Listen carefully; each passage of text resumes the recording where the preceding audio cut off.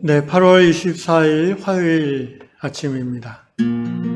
지난밤에도 평안하셨는지요? 오늘도 하나님의 성령이 우리를 그리스도 안으로 인도해 주시고 또 말씀을 따라 말씀을 붙잡고 살아가는 하루로 이끌어 주시기를 기도합니다. 함께 기도하겠습니다. 항상 우리와 함께 하시는 성령님을 찬양하며 이 시간에도 성령의 임재와 역사하심이 진리의 말씀으로 우리를 만져주심이 우리 안에 크게 임하기를 기도합니다. 성령님,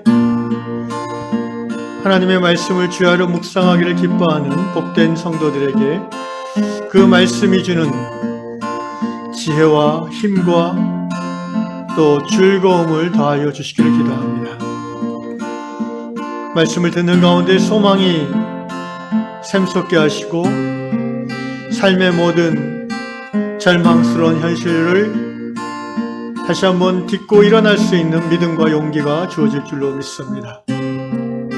언제나 우리를 그리스도의 사랑 안에서 한 걸음 한 걸음 나아가게 붙잡아 주시는 주님께 감사드리며 예수님의 이름으로 기도합니다. 아멘. 우리는 주의 백성이 오니 찬양하겠습니다. 우리는 주의 백성이 오니 주의 큰 일을 선포합니다. 이곳 어두운 세상에 빛으로 부르셨네. 주의 얼굴 구원대 역사소서.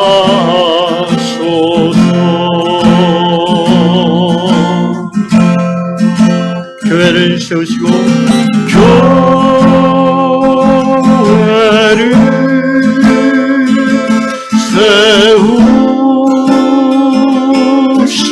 세우시고 이 땅도 져주소서.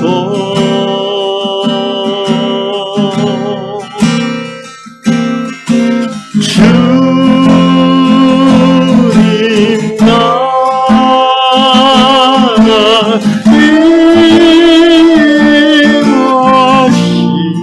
임하시고 주를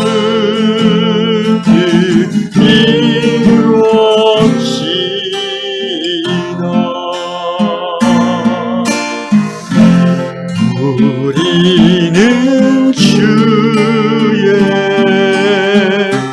백성이 오니 주의 그 큰 일을 선포합니다. 이곳 어두운 세상에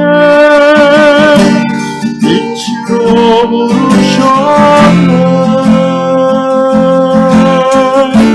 주의 얼굴 구할 때 역사소서.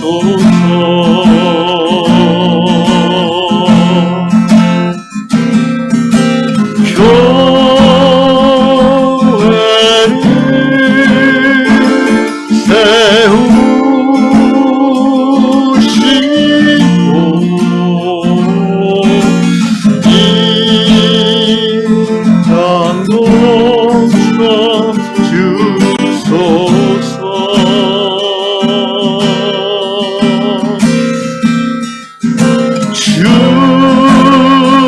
주님 나라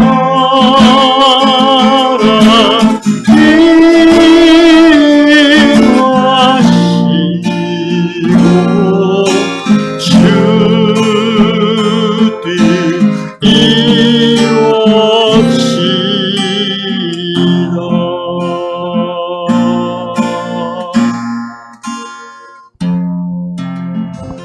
오늘도 주님의 뜻이 우리 삶 속에서 또 유한 공동체 안에서 이 나라의 민족 가운데 역사 속에서 이루어지게 하여 주시옵소서. 예수님의 이름으로 기도하옵나이다. 아멘. 오늘 아침에 주신 하나님의 말씀 히브리서 10장 19절로 25절 말씀을 보겠습니다. 히브리서 10장 19절로 25절 제가 읽도록하겠습니다. 그러므로 형제들아 우리가 예수의 피를 힘입어 성소에 들어갈 담력을 얻었나니 그 길은 우리를 위하여 휘장 가운데로 열어놓으신 새로운 살 길이요 휘장은 곧 그의 육체니라.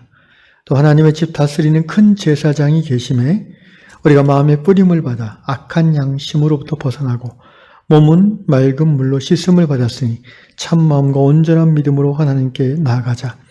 또 약속하신 이는 믿으시니 우리가 믿는 도리의 소망을 움직이지 말며 굳게 잡고 서로 돌아보아 사랑과 선행을 격려하며 모이기를 피하는 어떤 사람들의 습관과 같이 하지 말고 오직 권하여 그날이 가까움을 볼수록 더욱 그리하자. 아멘. 오늘은 독일의 마플라 자매님의 글을 다락방에 실었습니다. 자매님의 글의 내용의 요지는 누구도 완벽할 수 없고 그래서 하나님은 우리를 교회로 부르셨고 또 성도의 교제 가운데 우리는 하나님을 더 깊이 깨닫고 성장하고 성숙해 갈 수 있다라는 그런 마플라 자매님의 깨달음을 짧게 글로 올려놨습니다. 그러면서 히브리서 10장 본문을 제시했는데 본문을 읽으면서 제 안에 우리 마플라 자매님의 의견에 공감할 뿐 아니라 좀 더 나누고 싶은 이야기들이 떠올라서 오늘 히브리서 10장 말씀 중심으로 하나님 말씀을 잠시 나누겠습니다. 먼저 본문의 내용을 살펴보겠습니다. 10장 19절 그러므로 형제들아 이렇게 말하고 있습니다. 교회는 여러 번 말씀드린 것처럼 교회는 무엇인가? 교회는 우리가 교회하면 떠오르는 것들이 어떤 것인가? 예배, 건물, 십자가 이런 것들은 사실 교회의 본질이라고 할 수 없습니다.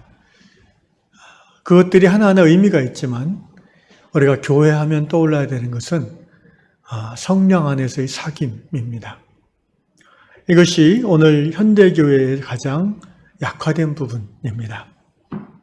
교회는 본질적으로 하나님의 영원하신 예정을 따라 그리스도 안에서 구원받은 형제 자매들의 사귐인데 그 사귐이라는 것이 세상적 사귐이 아니라 성령 안에서 말씀을 중심으로 삶을 나누는 사귐, 그것이 바로 교회의 본질입니다. 그 코이노니아, 그 사귐의 중심에 하나님께 드리는 예배가 있고 또 그 사귐의 중심에 선교와 전도와 봉사, 여러 가지 신앙의 내용들이 녹아 있습니다. 그리고 이러한 교회의 시작은 바로 예수의 피로부터 시작한다고 볼 수가 있습니다. 우리가 예수의 피를 힘입어 성소에 들어갈 담력을 얻었다 이렇게 히브리서 10장 19절 말씀 오늘 하고 있습니다. 그리스도의 보혈을 힘입어 지성소에 들어감을 허락받은 성도들, 이것이 바로 교회라고 설명합니다. 그렇다면 예수님 이전, 예수님의 보혈의 공로를 힘입지 못했을 때는 어떻게 했는가? 물론 대다수의 사람들은 하나님의 지성소, 곧 하나님을 직접적으로 대면하고 만날 수 있는 그런 기회가 없었고요. 하나님의 백성이라는 이스라엘 경우에도 극히 제한된 대제사장 같은 기름 부음 받은 사람만 하나님을 공적으로 만날 수가 있었죠. 그러나 예수님이 이 땅에 오신 후로 그분의 보혈의 공로를 힘입어 죄사함 받은 하나님의 자녀된 모든 사람들은 직접적으로 누구를 거치지 않고 제사장이나 사제를 거치지 않고 직접적으로 지성소에 들어가 하나님을 대면할 수 있는 특별한 은총을 힘입게 되는 것입니다. 20절 그 길은 바로 하나님을 만나러 가는 그 길이죠. 그 길은 우리를 위하여 휘장 가운데를 열어놓으신 새로운 살 길이요. 휘장은 곧 그 육체니라. 무슨 말입니까?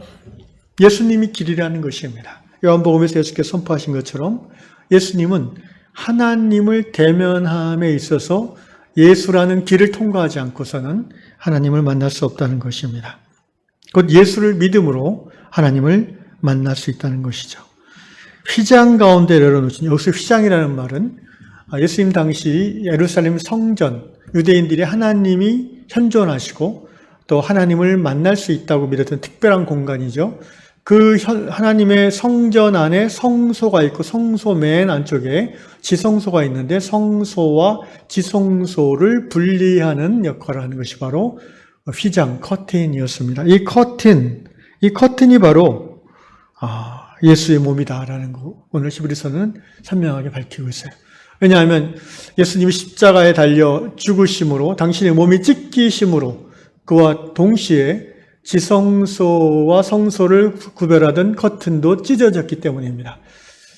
복음서에 보면 이 기록이 분명히 나오죠. 그것의 영적 의미는 무엇입니까? 이제는 지성소 곧 하나님의 현존이 있는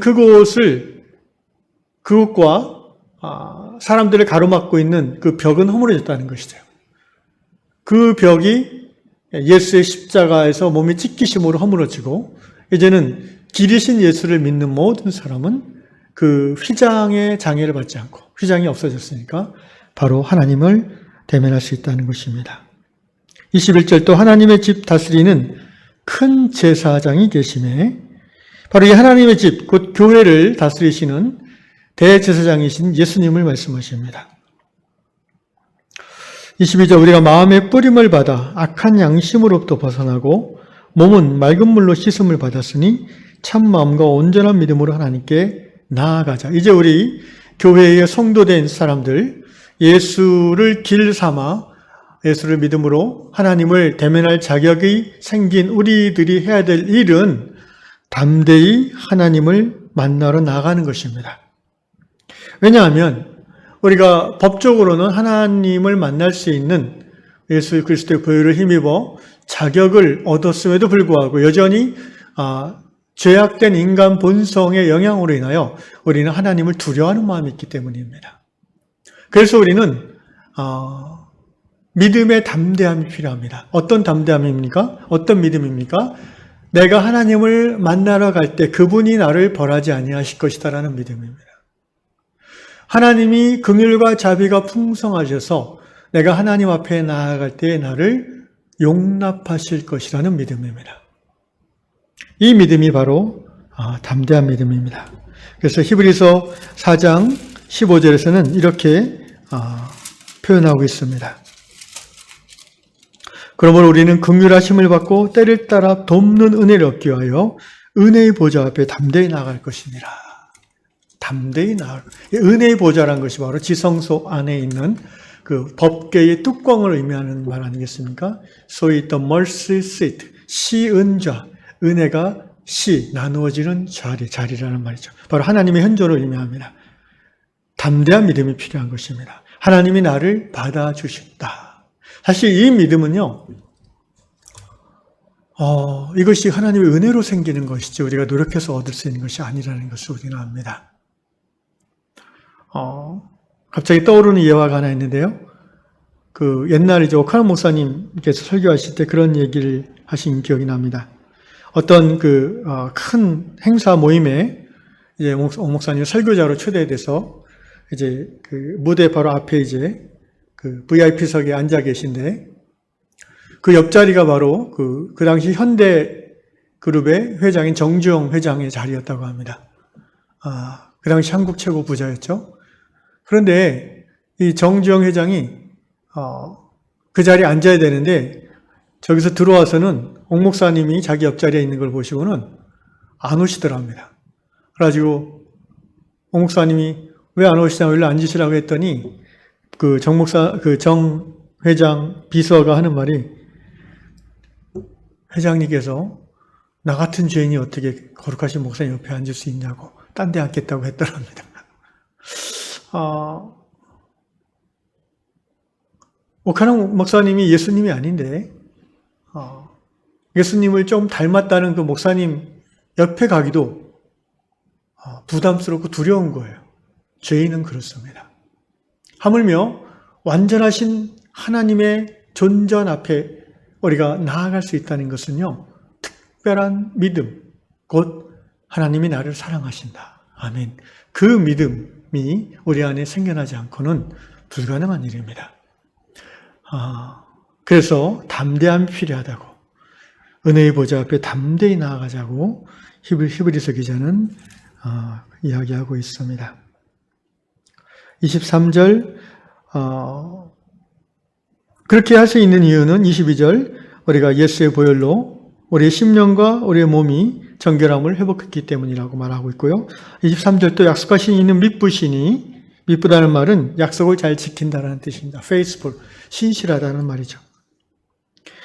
우리가 믿는 도리의 소망을 움직이지 말며 굳게 잡고, 히브리서 기자는, 히브리서는 유대교에 의한 기독교의 박해가 가장 극심할 때에 쓰여진 서신서입니다. 많은 그리스도인들이, 기독교인들이 유대교로 다시 돌아가는 일들이 있었다고 합니다.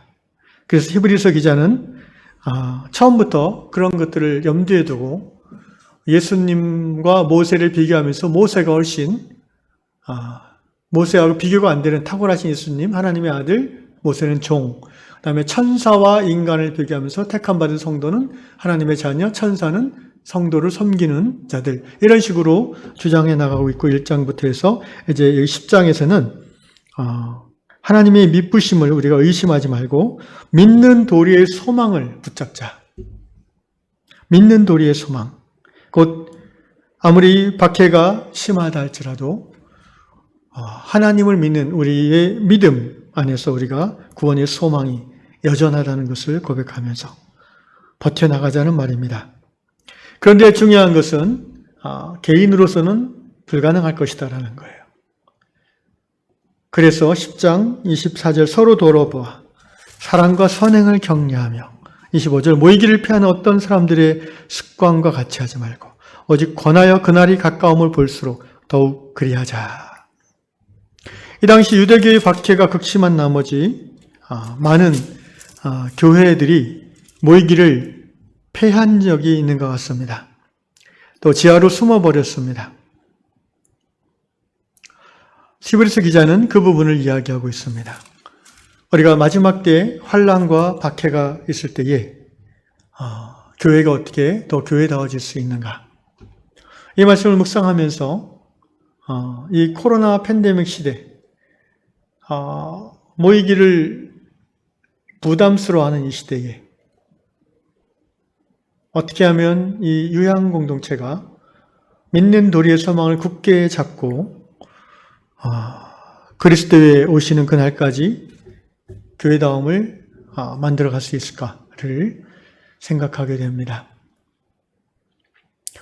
이 히브리서 기자가 이 서신서를 보냈던 교회와 우리 유양 공동체는 동일하게 2000년의 시차가 있지만 또 지역의 차이가 있지만 그리스도의 교회이고 믿는 도리의 소망을 굳게 잡고 있는 성도들의 공동체입니다.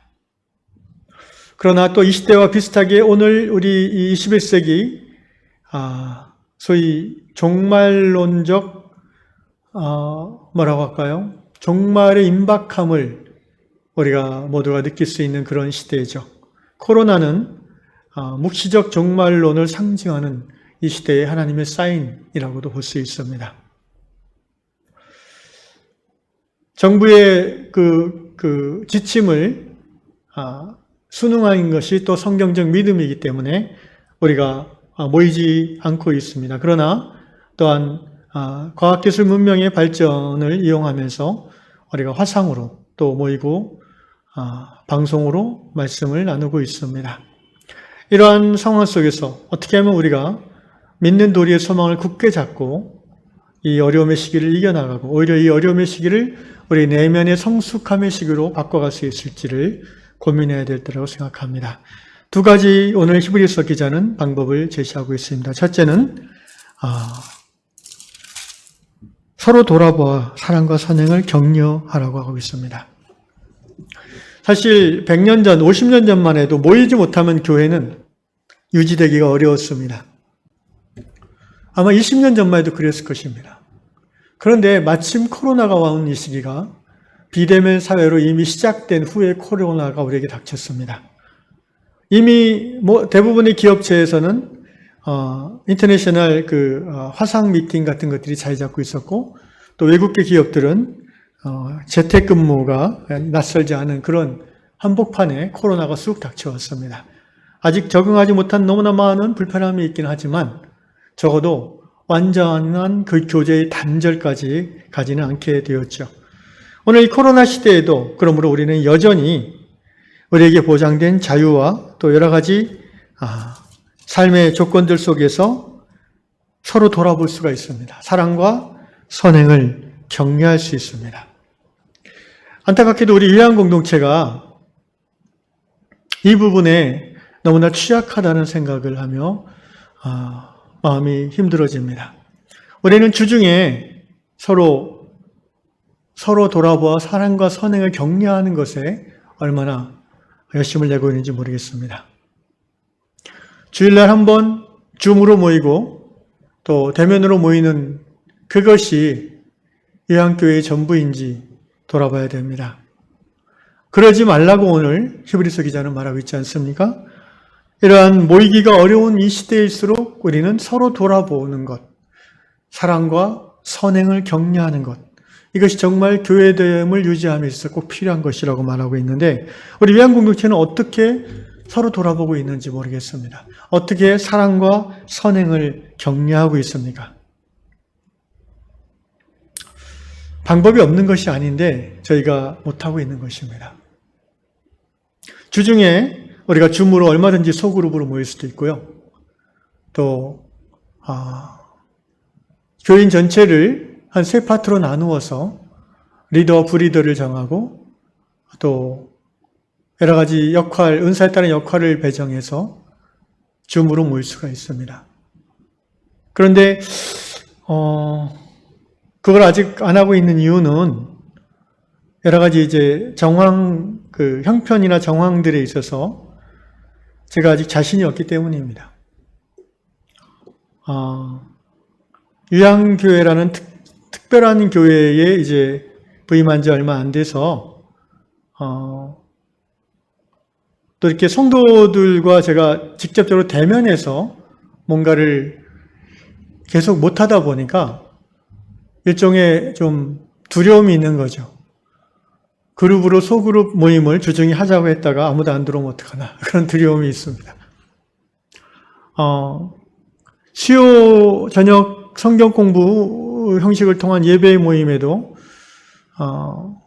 사실 그렇게 전 교인이 다 모이지 못하고 있는 현실인데, 따로 또 소그룹으로 모여서 사랑과 선행을 격려할 수 있는 그런 모임이 잘 진행될 수 있을까 좀 고민하게 됩니다. 그러나 궁극적으로 우리가 나아갈 방향은 분명합니다.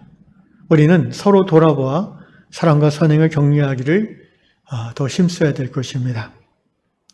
그리고 그날 곧 예수님 오실 종말의 그때가 가까움을 볼수록 더욱더 모이기에 힘쓰는 교회가 되어야 된다는 것입니다.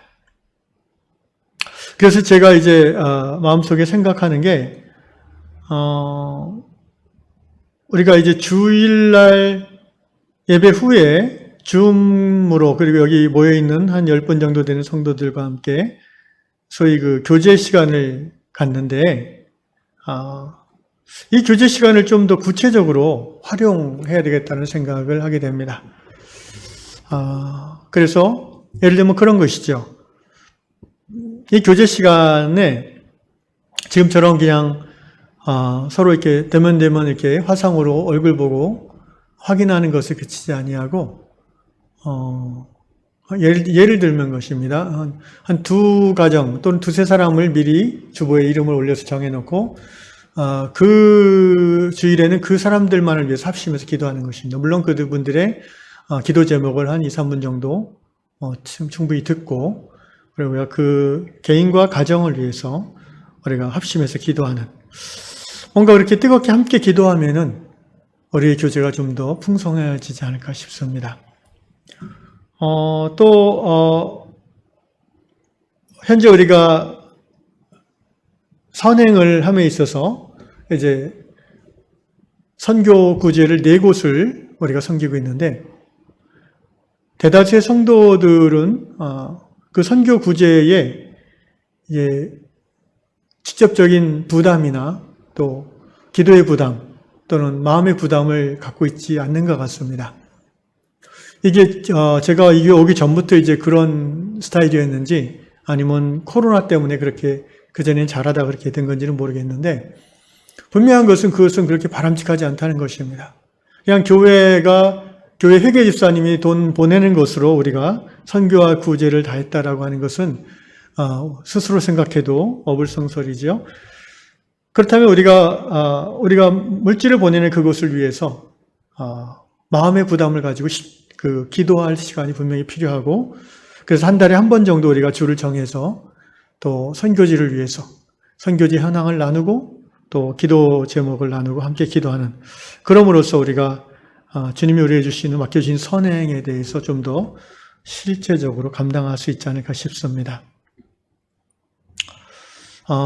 주중에 여러분이 얼마나 서로 교제하고 격려하는지 잘 모르겠습니다. 구체적으로 만나지 못한다고 할지라도 우리는 전화통화로 서로 격려할 수 있고요. 또 그냥 카톡으로 간단하게 용무를 보낼 일이 있다 할지라도 가능하면 전화로 대화하는 것이 굉장히 유익하다는 것을 제가 깨달았습니다.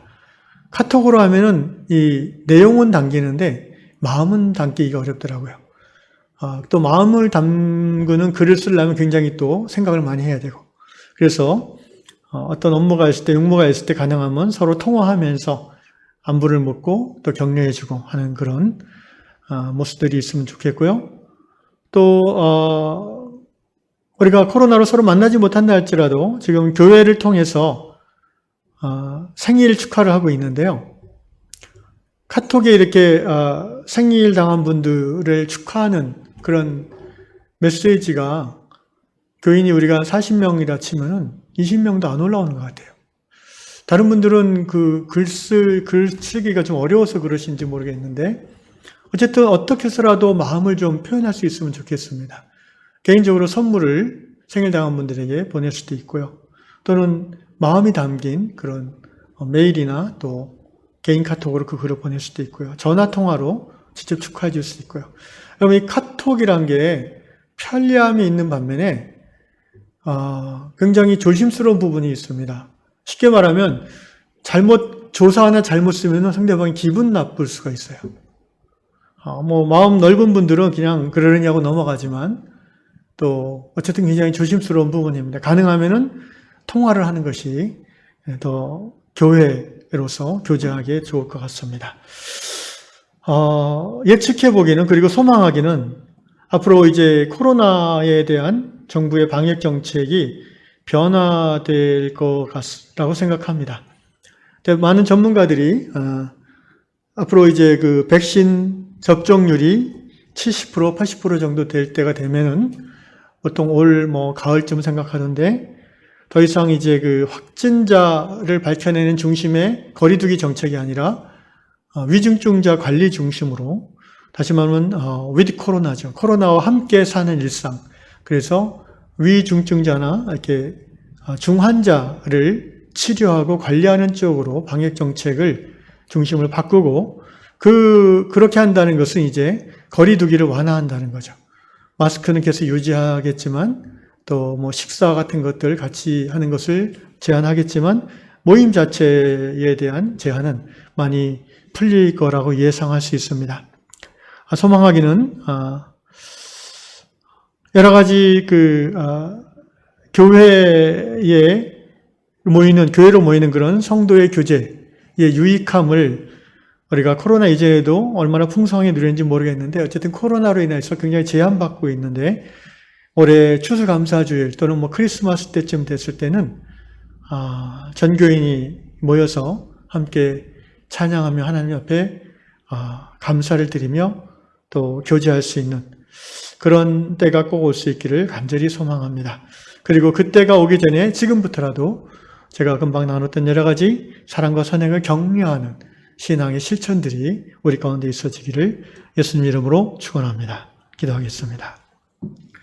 고마우신 아버지 하나님, 형제가 연합하여 동거함이 참으로 선하고 아름답다고 이미 3000년 전 오늘 그리스도의 교회를 묘사하셨습니다.